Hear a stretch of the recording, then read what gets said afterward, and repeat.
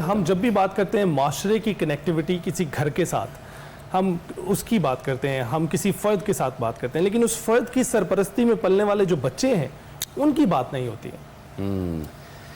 یہ میرا خیال ہے ویسے ٹیلی ویژن میں اس طرح کے موضوعات شاید پہلی دفعہ ہی ڈسکس ہو رہے ہوں گے، بہت یونیک اور بہت امپورٹنٹ موضوع ہے بہرحال یہ۔ اور ہم نے دیکھا ہے کہ بچوں کے اندر نا لائف لانگ گرجز پیدا ہو جاتے ہیں ٹورڈز دیئر پیرنٹس، اور جب وہ بڑے ہو جاتے ہیں پھر وہ جا کے کہیں اپنا ریٹیلیٹ بھی کرتے ہیں کہ آپ نے فلاں ٹورڈز ایچ ادر بھی فیملی پالیٹکس شروع ہو جاتی ہے، اور پیرنٹس کے ساتھ بھی۔ اب دیکھیں ایک چیز جو سمجھنے کی ہے آغاز میں، دین کا جو مقصد ہے نا وہ ایکوالٹی نہیں ہے اتنا جتنا ایکویٹی ہے۔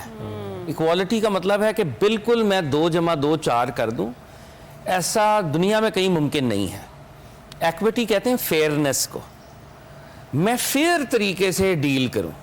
دیکھیں ایک بات ہے، جینڈرڈ ریالٹیز ہیں، بیٹی کی اپنی نیڈز ہیں، بعض اوقات ہو سکتا ہے بیٹی کو ایکسٹرا اٹینشن درکار ہو، وہاں پہ پیرنٹس کا کام ہے کہ بیٹی کو ایکسٹرا اٹینشن دیں وہ بیٹے کے مقابلے میں۔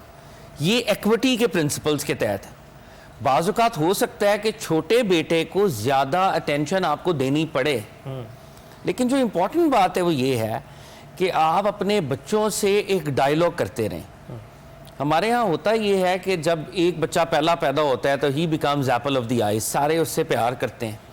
جیسے اس کا اگلا سبلنگ آتا ہے 2 سال 3 سال بعد، جو بھی واٹ ایور دا ٹائم میں بھی، تو وہ اٹینشن ایک دم اس چھوٹے بچے کی طرف جاتی ہے۔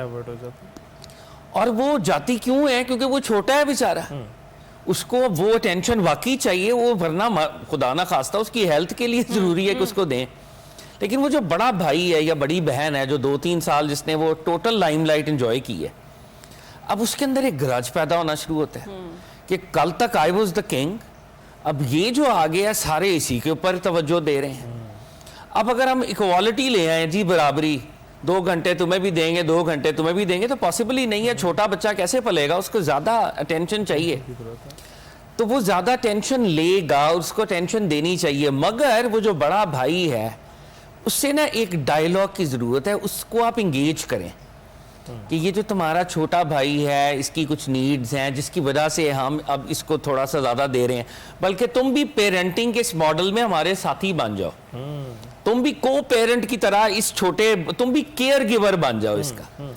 اگر آپ بچوں کے ساتھ ڈائیلاگ کرتے رہیں گے نا کہ میں ایز اے پیرنٹ جو چوائس کر رہا ہوں یا کر رہی ہوں اس کے پیچھے یہ لاجک تھا، تو شاید بچے ریوولٹ نہیں کریں گے۔